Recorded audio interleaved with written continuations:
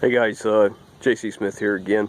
Just want to do a quick video about one of the trucks that I have that I use quite often. This is a 2002 Freightliner fl70. It's got a 3126 cat. It's got a 6-speed Spicer. It's an air brake truck. It was originally a Ryder 26-foot box truck. It was used for hauling mail. I believe its route was Pittsburgh, Pennsylvania to Harrisburg, Pennsylvania, if I'm not mistaken. Of course, memory isn't as sharp as it once was. So anyways, I bought 5 of these trucks at one time, and I kept selling them off. I took the boxes off, sold the boxes, and then I worked with a shop, and at that time, when I was selling the trucks, I offered to shorten the wheelbases up. This is probably one of the longest wheelbase cabin chassis trucks, medium duties, that you'll find. I can't remember exactly what this is, but I want to tell you that's 16 feet from the back of the cab to center axle. I could be wrong. I just can't remember what it is right now. So anyways, I kept the nicest one. They were all 3126 cats, all identical. I was impressed with how clean the frames were, how clean under the hoods were. The maintenance program was good. The bodies were in good shape. They had good wheels, good tires. Of course, all those are gone by now. I've had this truck for, I don't know if it's 5 or 6 years or something like that. Anyway, so I sold the box off of it, and I had a need for the truck, and I held on to this thing, and I didn't have a plan when I held on to it, but when I had it, I was paying tow truck companies to move and tow trucks constantly. And when I was constantly getting the, okay, I'll pick it up done this day, and I'll drop it off, right after. And it was always one thing after another. It was either they didn't pick it up when they were supposed to, or they did pick it up, brought it, and then it was damaged when we got it. They did damage to it, or it was they'd pick it up and they'd show up at the driveway with no notice that they were going to pick it up, and we'd always ask them to call us when they pick it up so we can make arrangements to be around. And I always paid them in cash, never a check, never credit card, nothing like that. And it was just got to be a problem. And so I started looking around the internet for a truck to buy, like a medium duty wrecker.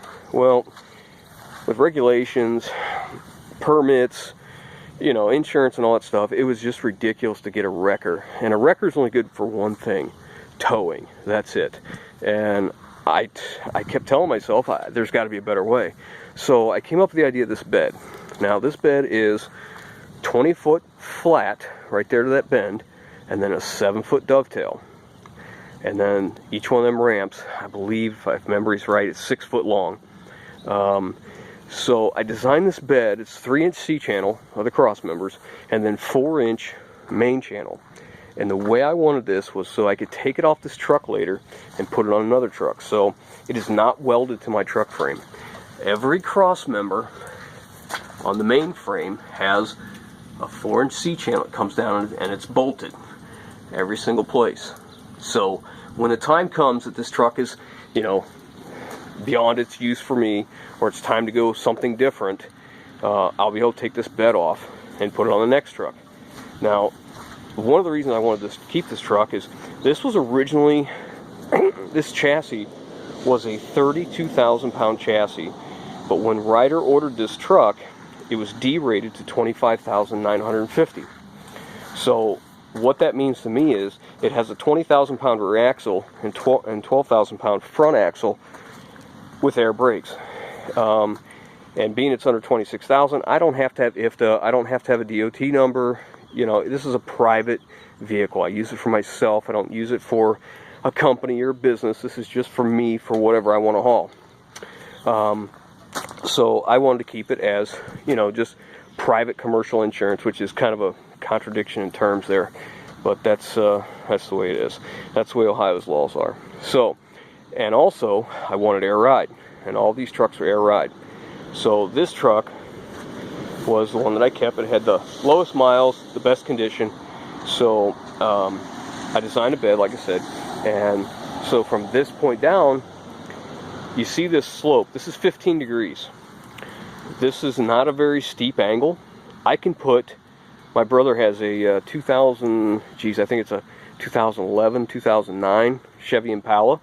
It broke down on him one time, and I drove it, I winched it right up on here. So it'll do anything small like that. I've had a John Deere lawn tractor on the back of it, just ran it up my ramps. So the setup is good.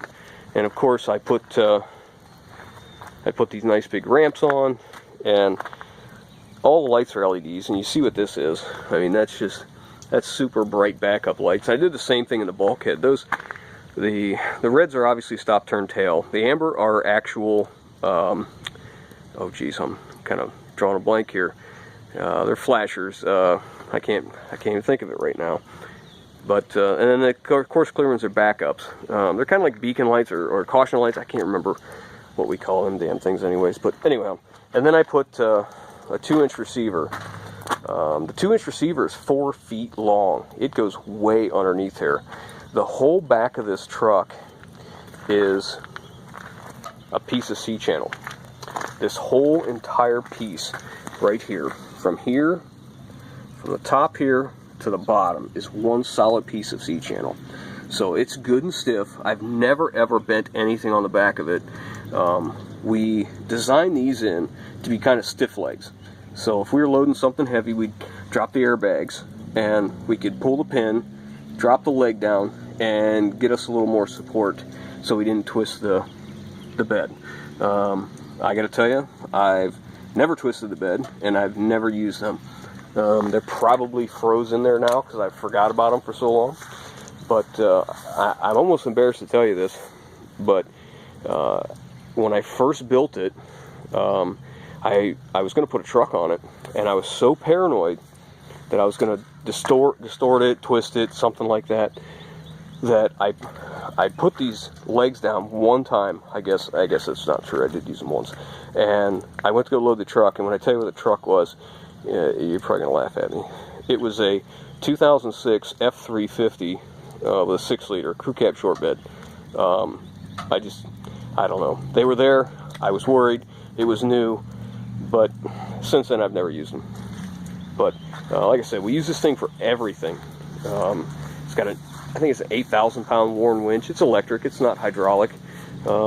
It does fine. You see the board down here we keep so it doesn't rub on the metal, you know. And some of the things we pull are a little rough. So I don't have a roller in the middle of this bed, and I don't want one. This is a piece of oak.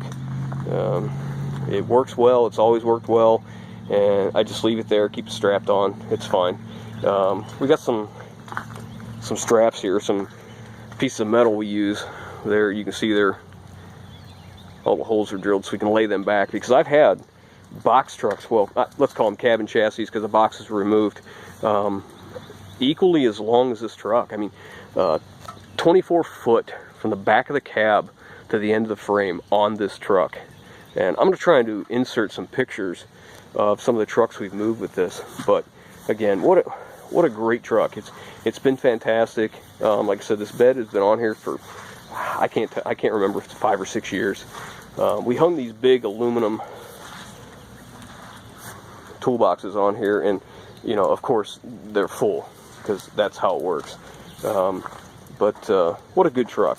We're at a point now where I'd like to have something a little bit nicer, a little bit newer. This is an 02.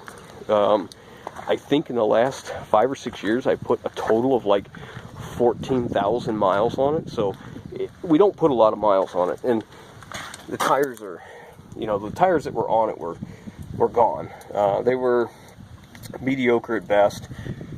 We've changed them all out since.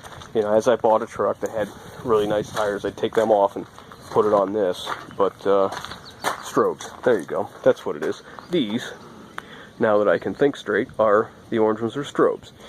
These are not. These are just amber parking lights with turn signals in the middle. But yeah, pretty nice truck. We try to keep care of it. We're in Ohio. We have salt, we have snow, and we have rust. So keeping a truck nice and painted around here can be a full-time job. And unfortunately, this truck sits outside all year long. I don't have room for it in the garage. I'll tell you, as much work as it can do, even though it's not a lot of miles. I mean, I use the truck a lot. I feel guilty with the things that are in the garage, and this isn't. But that's just how it works. Great truck, but like I said, I'm getting ready. I'd really like to go with something a little bit nicer, a little bit newer. Maybe transfer that bed, or there's a couple things I'd do differently if I was doing it again. But who wouldn't? I mean, every project has. That's why we do it. You know, it's exciting. It's, you know, it's a challenge, and you know, we've done this one. It's been great, and I'm just ready for another one. Let's see if I can get you another picture of this side here. Yeah, just a quick video to show you the truck that I use. I'm going to try and insert some pictures, like I said, of what we've used it for. Not a powerhouse, but for local stuff, it does pretty well. So, anyways, thanks for watching. Leave me some comments. Tell me what you think. Any improvements you might think. You might have an idea to be better on the next one, because I really like to have one. The other thing I'd like to have is an extended cab. A little more room in that cab would be nice. The cab's on air ride and it has 2 air ride seats, but occasionally it's me and my wife, and my son will go along or something, or he wants to go take his mud truck somewhere and it's more than 2 people and that kind of thing. So, but anyways, leave me some comments, subscribe, give me a thumbs up or whatever. Let me know what you think, and maybe we'll put this on the list for another build. Thanks again.